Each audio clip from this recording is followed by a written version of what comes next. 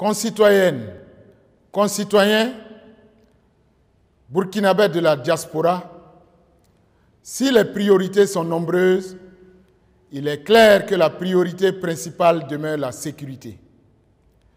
Il nous faut en effet réduire significativement les zones sous influence terroriste et les impacts de l'extrémisme violent en redonnant aux forces de défense et de sécurité ainsi qu'aux volontaires pour la défense de la patrie la volonté de combattre et d'aller encore plus à l'offensive avec des moyens adéquats.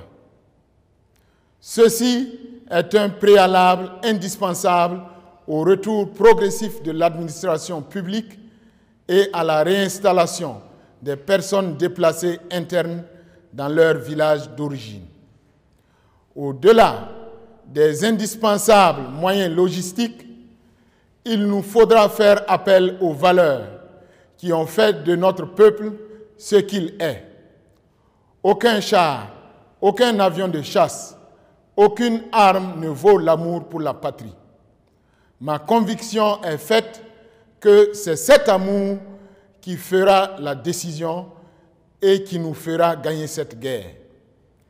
J'appelle toutes les composantes des forces de défense et de sécurité et les volontaires pour la défense de la patrie à se mettre en ordre de marche pour la reconquête de notre territoire. Dans l'union et la cohésion et avec le soutien de tout le peuple burkinabé, j'ai foi que nous relèverons ce défi. Amis du Burkina Faso, en ces moments particulièrement difficiles pour notre pays, le Burkina Faso a plus que jamais besoin de ses partenaires.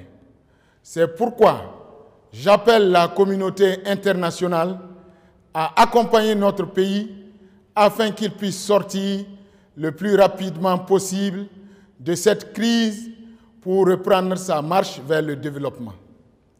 Je sais comprendre les doutes légitimes suscités par cette rupture dans la marche normale de l'État. Mais je voudrais rassurer l'ensemble des amis du Burkina Faso que le pays continuera de respecter ses engagements internationaux, notamment en ce qui concerne le respect des droits de l'homme. De même, le fonctionnement de la justice sera assuré dans le strict respect de son indépendance.